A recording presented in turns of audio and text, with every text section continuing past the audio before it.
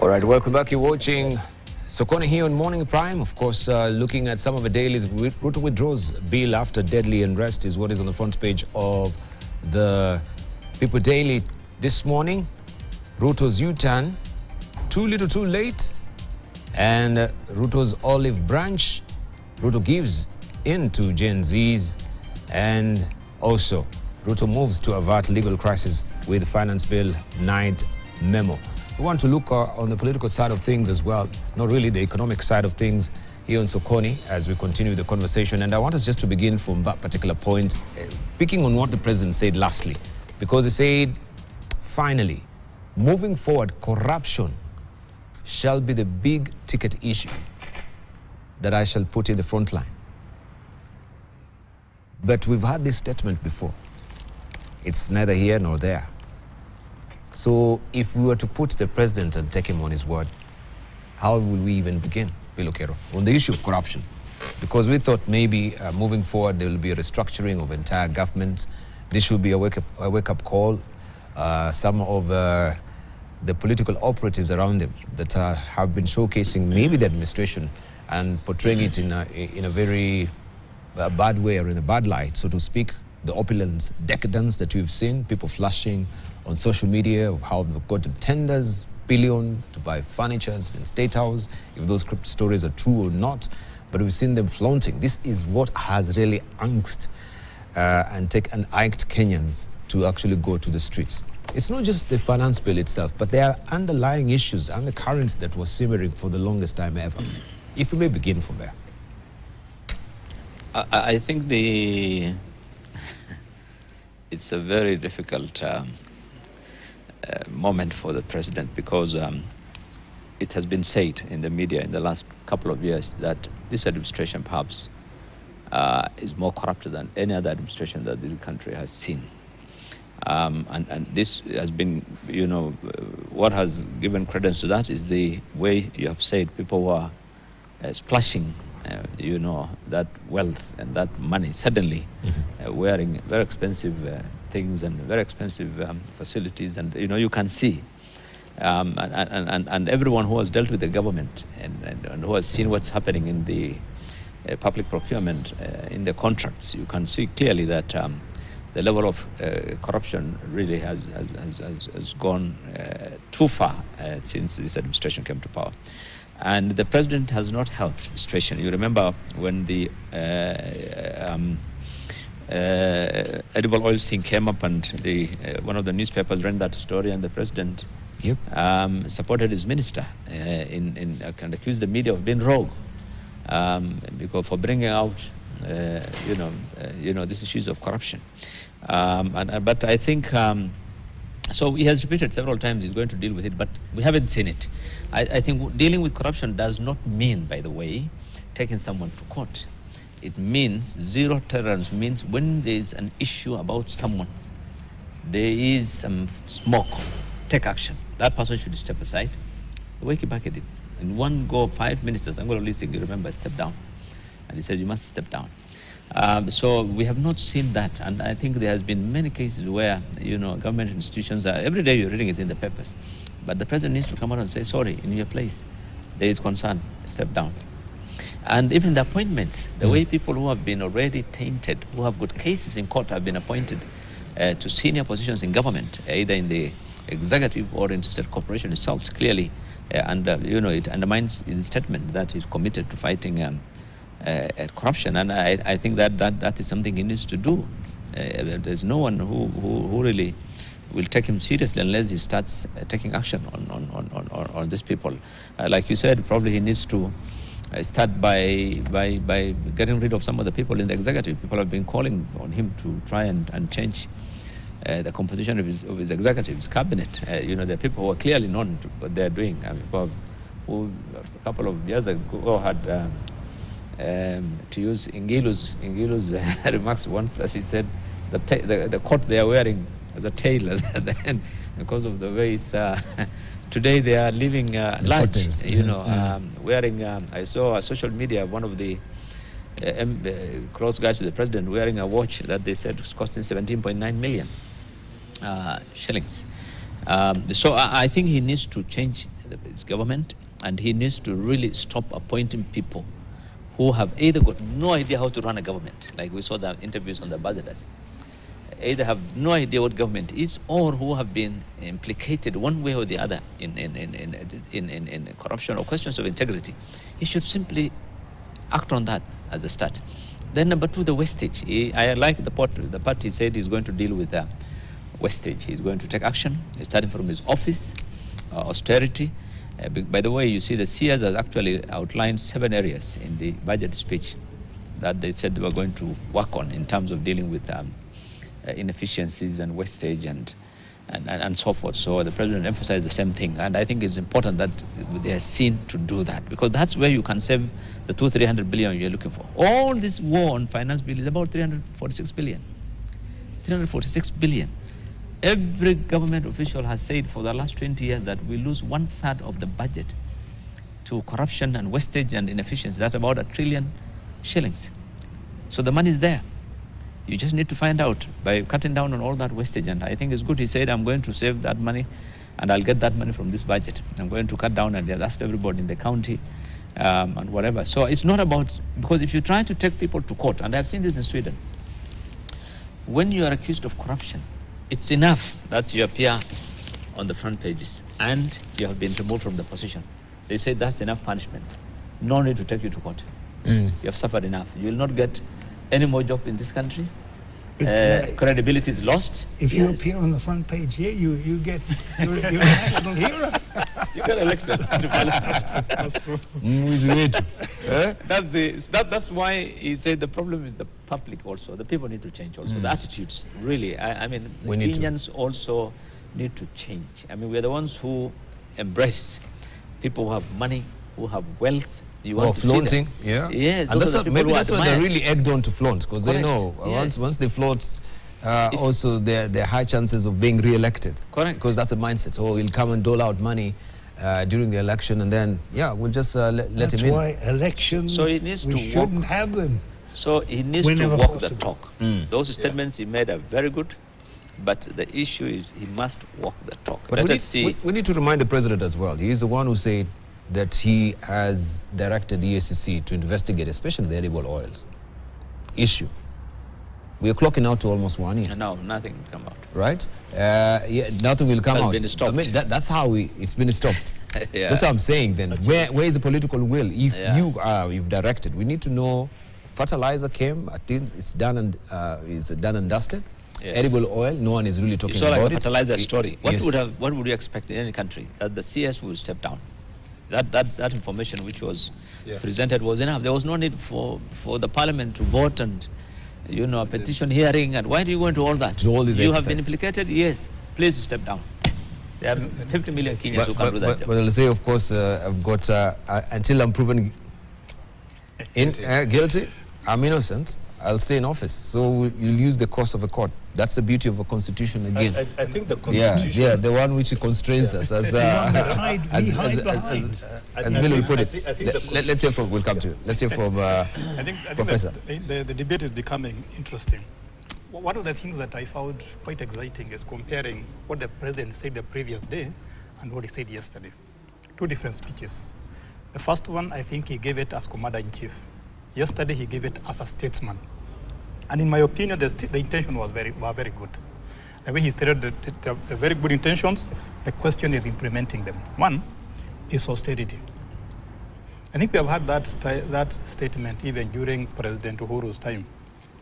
I remember comparing a Mercedes and a Volkswagen. A Passat. And we were supposed to leave the big cars and go for the small cars. So I think the tune is good.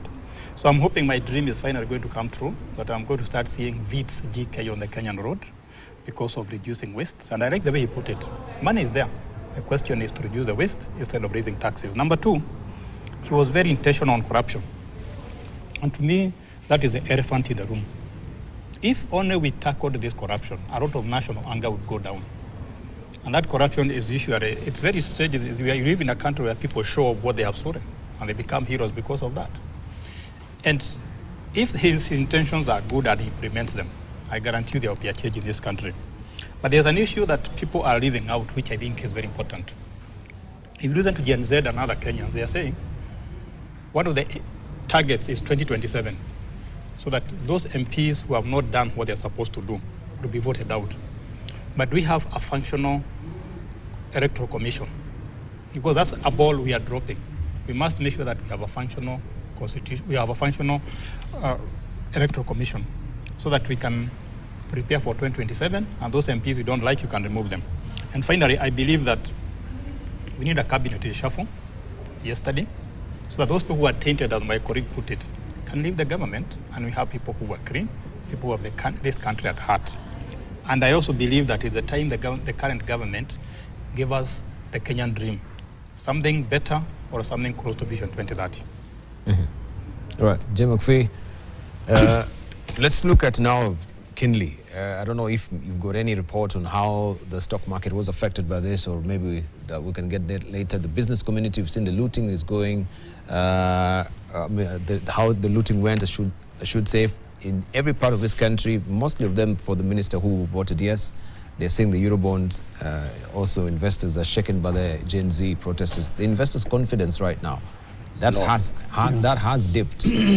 Well, as I mentioned a little bit earlier, I've got a past student who's doing a PhD in Germany, and he was saying he sent a message to me that the whole situation in Kenya was on German television for 5 minutes a couple of nights ago. So I think, we've also seen the international reaction. I don't know whether the US ambassador has been back to Washington, D.C. Someone told me that she had been, sent back to Washington. I don't know whether that is true or not. I just don't know. But you see, business, for example, if we were to say, let's go and visit Ukraine, we'd probably say, now wait a moment, that place is unsafe. If I say to you, well, let's go and visit Israel or Gaza, really the Palestinian state as it should be, we're not going to go there. And so when you see an American person sent me a message yesterday and said, well, Jim, just let me know if you need any help or anything like that. And I said, well, look, the press, that's the last country I'd go to on earth, actually. But anyway, even though my sister lives there, actually, but, she can put me up. But the situation is that, we then get a bad image internationally. And I said that a couple of weeks ago, I said let's hope we're not going towards the situation in Haiti. I think you called it that, but I called it Haiti because that's the way the original people in that country pronounce it. But we're going that way, and you see the problem is a much bigger problem. It's interesting to see that the DP was saying that Haji is out of the country half the time. Maybe actually he was referring to his boss. Kissing him there and saying, well, look, you're out of the country half the time, so that's why the country is going to rack and rule. But anyway, the situation here, you see, my problem is I know businesses which have been closed down because of the fact, Daniel Ndonia used to be the senior partner of Deloitte & Touche, was going to start a business. A person comes along and says, okay, you give me 20% and you're good to go. And that just simply killed the business. He never started it. And a group of investors from the Philippines came here and saw the president at that time, let me not mention any names, exactly the same message. You give me 20%, you can do it whatever you want here. They never invested 1 cent. So you see, all of us have got to understand, look, if we really want to progress as a country, all of us have got to become honest. I was actually carrying an iPad for a priest, in fact, to a place, I brought it down to Stratham University, to a study centre beside it where you're meant to have honourable people. I had this on top of my sanduku, my briefcase. You became a butler. And in fact, I went into a small office, I came out, and it was gone. It was gone. So I actually, fortunately, I've been given another one, so I gave it to the person. I said, look, you know, sorry, the iPad that I had for you, it's been stolen, but fortunately I've been given another one, so you can have this one in exchange. When I was in Rwanda, we go back to, you know, Wainaina is always saying I'm an ambassador for Rwanda here. But I was having lunch with two people there, and we stood up, and in Rwanda you've always got to have self-service, because if you don't, you know, maybe the guy will poison you and things like that. So anyway, these two guys got up, they left their phones on the table. I stood there and I said, look, you know, when they came back, I said, hey guys, look, you left your phones on the table.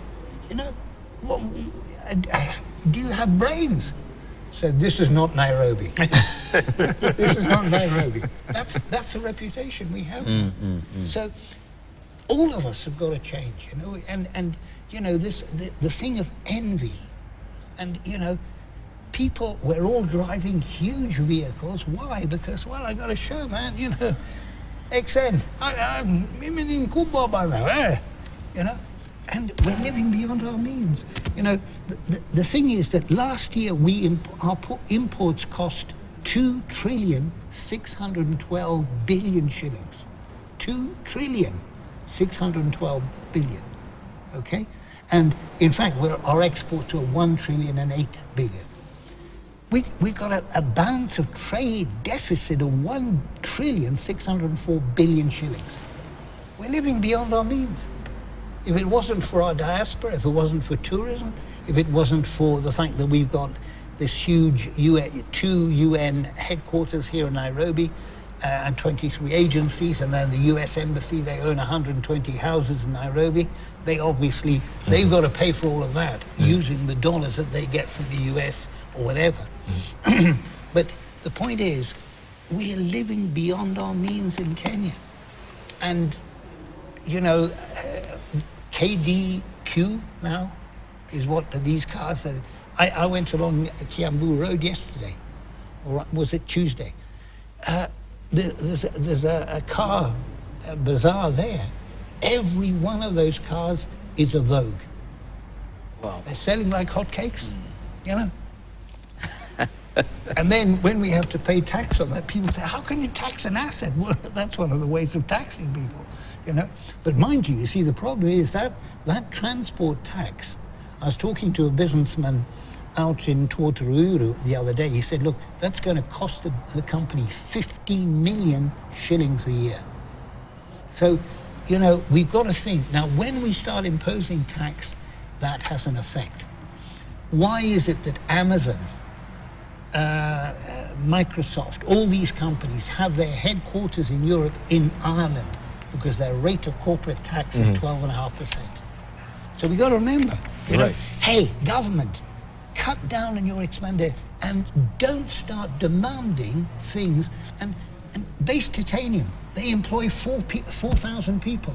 Those 4,000 people are losing their jobs. Damn it. And we are, you know, we were exporting titanium, okay? It was one of the items that you see in our exports here. But the government, wacha bana Mungu tusaidie sisi, wacha ijua. Come on, man. We gotta do things. All right. Well, we are pinched for time right now. I want us just to go through some items as well. And this is the road levy, where we know that the government has formally embarked on the bid to increase road maintenance levy, if we may just run the auto cue by me, setting the stage for an increase in petrol and diesel prices. Now, the Ministry of Roads has invited public views on its bid to change the law, which set the levy at 18 shillings per litre of petrol and diesel, of course, in 2016, in favor of a higher one. The Cabinet Secretary, Kipchumba Murkomen, led ministry, his ministry, has invited members of the public, right? I think the person on the auto cue is making me lose my track of that. Is invited members of the public to give their views on the proposed changes to the road maintenance levy fund, imposition of levy, that is, order of 2016. And the Ministry of Roads and Transport proposes an amendment to that particular order by increasing the road maintenance levy on petrol and diesel. The notice in the dailies, of course, read, the ministry has organized various participation in forums in Nairobi, Nyeri, also Eldoret, Nakuru, Isiolo, Machakos, Kisumu, Garissa, and Mombasa on June the 8th. That is what the memorandum said.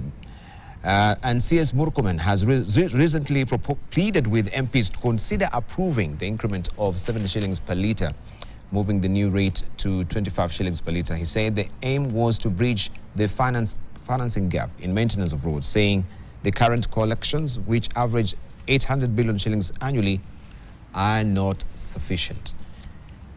So yes, we're done with the finance bill, but the road levy also is up.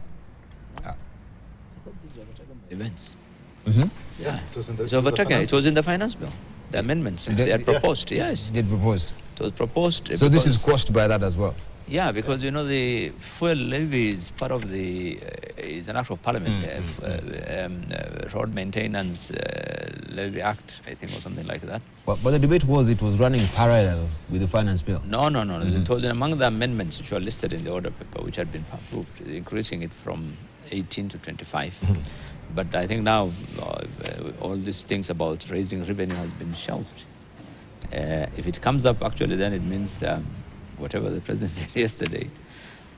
We thought maybe it's an underlying snake egg that is just about to hatch. That one is the worst one, because the moment you increase the fuel prices, it's going to affect everything, the cost of living. That should be a no-go area. Right. I'm not an economist, but a simple thing. There's a road maintenance levy, say it's X. Yeah? Then you load taxes on all the other stuff. What happens? People travel less. You collect less. This is what's happening. So they're saying the thing has gone down.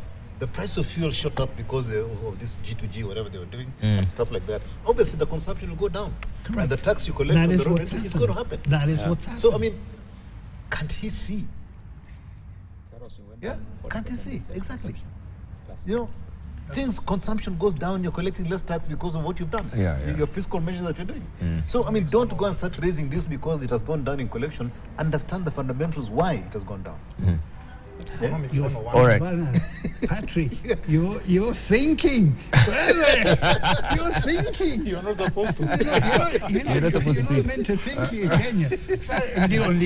I think Okay. part of the problem with all these things is people don't go down to the underlying cause behind it. Right? And all you're looking at is you're saying let's increase taxes, let's increase this, let's increase that, because we are not collecting as much as we can. KRA is not collecting. Why? Go down to the basics. Absolutely. Right? The raft of taxes that KRA has got should be enough to run this country. What is there now? Correct. Right? And we've been saying expand the tax base. Don't increase the tax. And well, the only thing is, when you talk about expanding the tax base, ETIMS does that. Yeah. But the only problem you see is that I know up in Sotique we have 25,000 outgrowers. Yeah. And, you know, this thing of the ETIMS was introduced by KRA. Yeah. And we said in Sasini, now, wait a moment, you know, we can't tell our farmers this. You, KRA, come along and tell the farmers, okay? Now, when KRA told them this, you know, our farmers are normally quite vocal. They were stunned into silence. Because, you see, the average farmer there, he thinks that the government just goes to a cupboard, gets a wad of 1,000 shillings, and there's the money. They don't realize that, you know, the money actually comes from the people. So when they found that they were being taxed now, silence. Now, of course, in Central, that doesn't happen. This is why Gachagua had to start saying, now, this is a government move. I'm not in the government, okay? And, you know, he was dancing around as if, you know, something was on fire behind him, okay? But the situation, of course, in Central, people will just, wait, I don't want KRA to get involved in my affairs. So they'll just pull out of whatever. You know, this is why we're now importing pork from Brazil. But, you know, You said this ETIMS. always said, we need to discuss this ETIMS. I've always said very simply that what you need to do is to have a very simple tax, voluntary at the start. That Patrick Obath, who's got a turnover of 10,000 shillings, pays 100 shillings a year, right? And I register on that basis. And it's just a sum of money if you got a certain turnover. The turnover tax, as they call it. Right. But it should be simple, small amount, That's what no returns. This is what Farmers' Choice advocated to KRA. Yeah. But Sasa Bond, wait a moment. Let me look here. Article 237 of the Constitution says we can't do that. You see, the KRA. Let me come to the because I'm not even sure now if the tax amnesty extension is there because it's a part of a finance bill as well. It's not there. Yeah, it's not there, even that one. Yes. So Because it was ending this June. It was ending on the no, we had financial a proposal of extension to 2025. It's in the finance bill, but now the finance bill That's is what not I'm there, saying. so there'll be no It seems extension. every story also has died with the finance bill as well. Maybe we can, but we can discuss about the e-teams. Yeah, you see the even e-teams. with the revision of it, that E-teams most of the is one of the business most the contentious- turnover is one of below the- $1 million. E-teams is one of the most contentious things I have seen in this this finance bill, because Patrick, of course, he's looked at it from a very simplistic way of raising money for government. But I think if you are a hustler, earning 1,000 shillings a day, shining your shoes shining, or growing your cabbage somewhere and selling those small cabbages, and you're making 1,000 shillings or even less, asking them to pay now tax on that is what this e-teams is doing.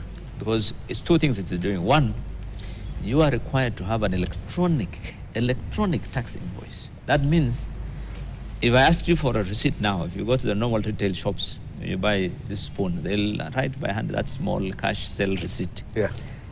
Now this law says no, electronic computer. That means first you have to have a computer, you must have a knowledge of use of computer, you must be able to connect it to the KRA system, and it means every It's shilling. very simple there. Yeah, What? but It's very simple. well, let me finish. So that is the challenge.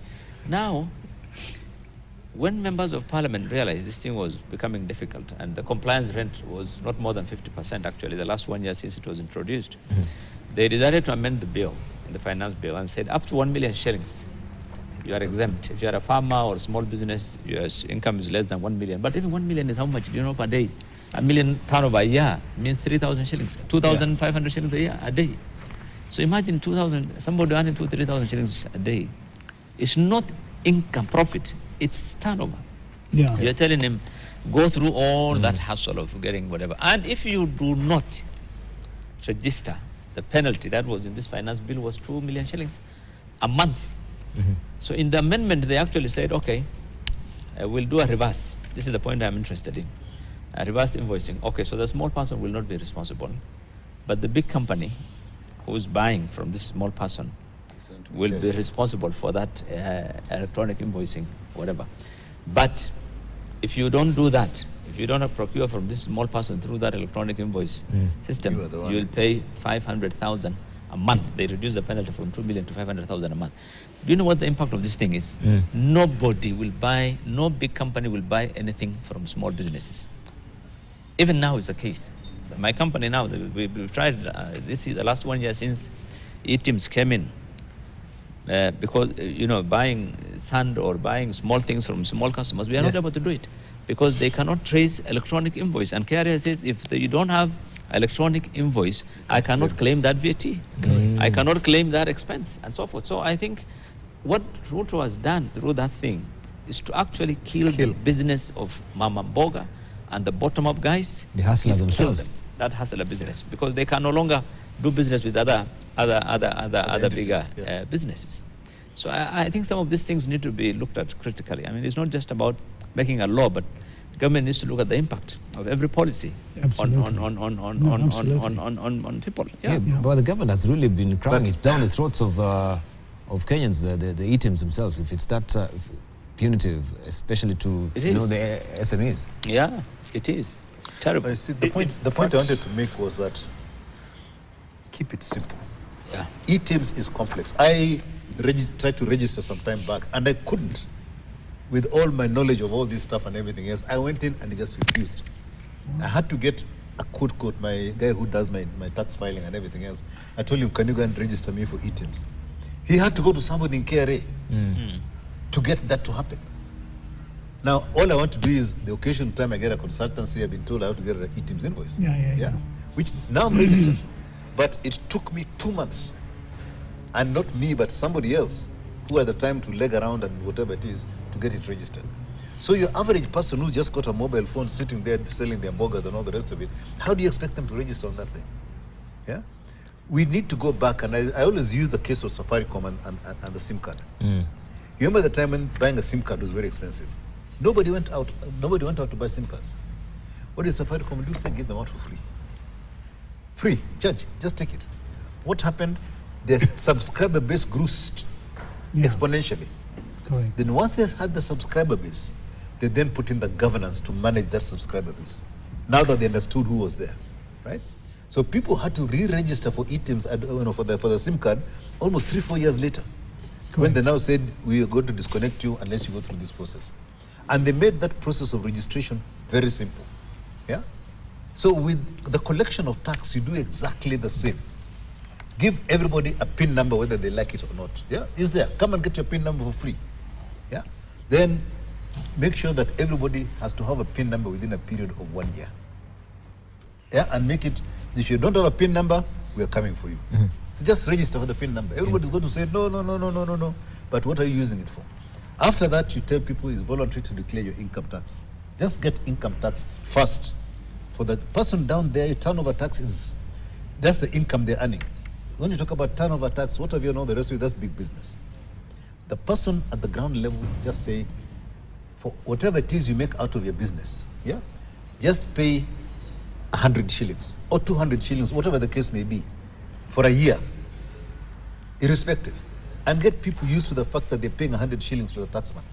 If 18 million people pay 100 shillings for the taxman, not bad. People who they never had before. Then after that, you begin to structure it over time.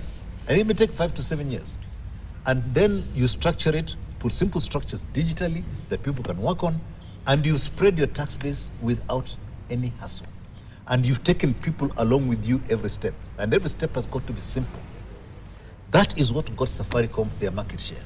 And if KRA wants to get the market share that it deserves in terms of expanding the tax base, start from a very simple location that people understand how they can pay tax simply. Right, thank you.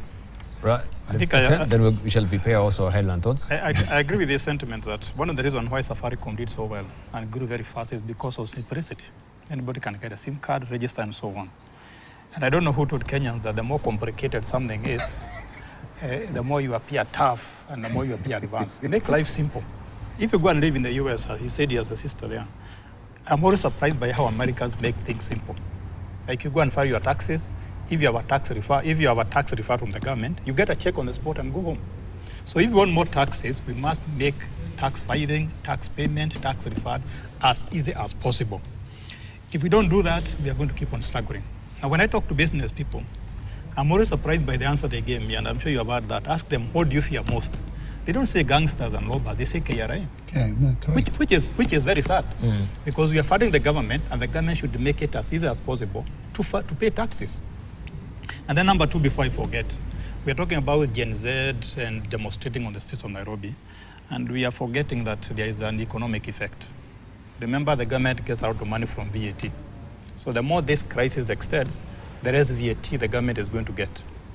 And remember, there was a time when there was some difficulty in paying the end of the month salaries and wages because there were demonstrations.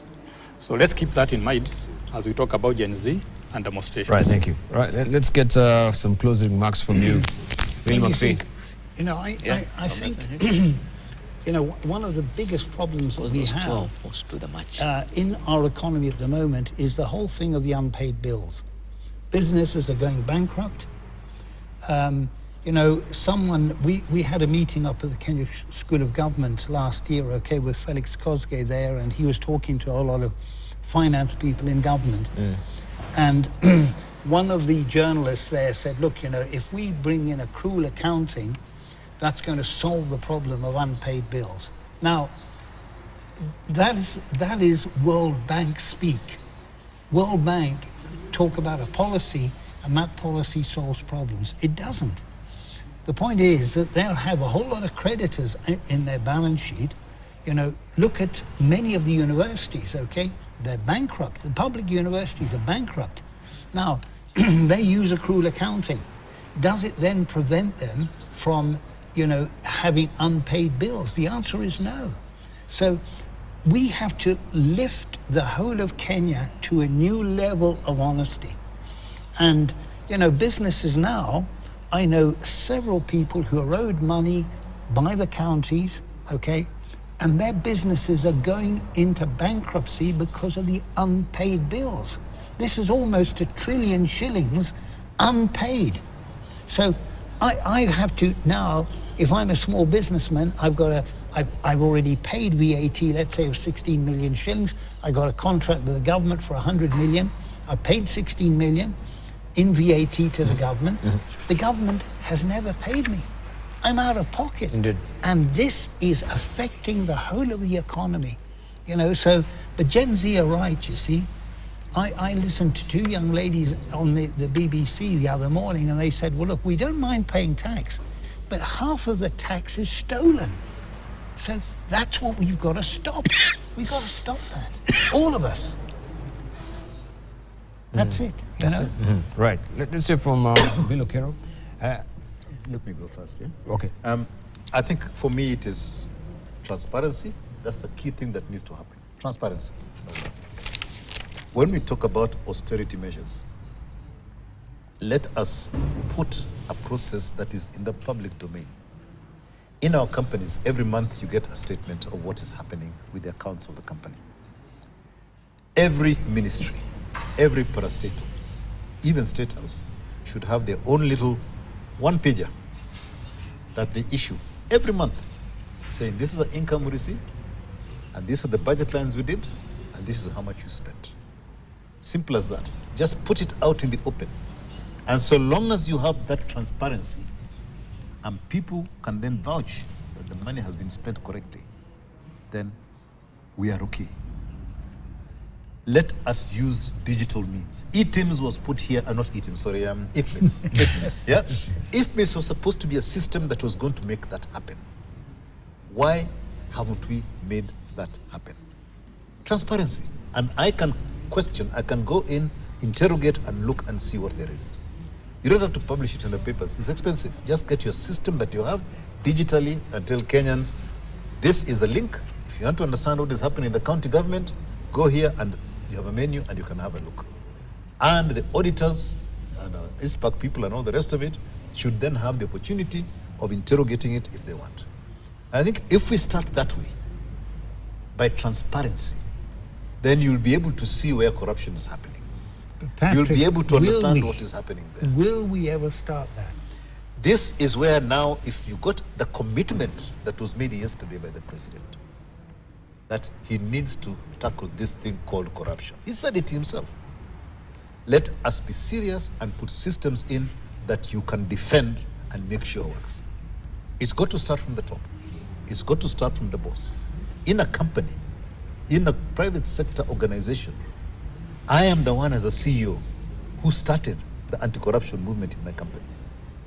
And we went through all the way down to the people who are working for us as well. Thank you. Our clearing agents, everything else. Same way. Thank you. The government must do the same. Right. Bilo, your closing remarks? No, mine is on the executive. The president must lead by example. Not just on the austerity, which he pledged he's going to do that from his office of the president. By the way, it's one of the main institutions in this country where a lot of money is spent, office of the president. It gets a significant amount of money, and they don't build roads, they don't do development. The money is just on, you don't, and the police are not. So that's an area that he needs to deal with. But I want to also just emphasize that probably the president needs to spend more time in the country. The president needs to spend more time in the country and listen to Kenyans. Because if he had done that and listened to Kenyans, we would not be where we are today. We have been urging, the government, especially his cabinet, to, look at the business environment. Because forget about inviting investors. First of all, the investors are in this country. Everyone here is ready to invest money to do business. But you cannot invest when the environment is so bad. The cost of doing business is so high. You are not competitive. You don't know where to sell. If you are to make thing, you don't know where to sell it because it's so expensive. You know, cheaper ones will be coming in from China to go to Uganda. So where do you send it? Yeah. We used to sell all our things to Uganda and Rwanda and all these countries. Now we can't export anything from Kenya. This is what he needs to find out. He needs to sit with every business. I am in manufacturing. We've been asking government through Kenya Association of Manufacturers to visit our factories, including the CS for trade and others. Just visit the factories and come and see what people are doing. Listen to the businessmen, listen to the manufacturers. No one wants to talk to you. Every little dude who gets appointed in government thinks he knows better than you. They've never been in business. They've just come out of the woods and they've been appointed and he believes or she believes she knows better than you. I think this is our biggest weakness. If he improves the business environment, Kenyans can enhance that productivity. They can enhance that investment. Then others would come in. But if the people here themselves, the businesses themselves are hurting and they're not making money and they are complaining and they're laying off, they're shutting down, who's going to come from outside? That's the challenge. Thank you. All right, thank you, Bill Okero, political economist. Thank you for coming through.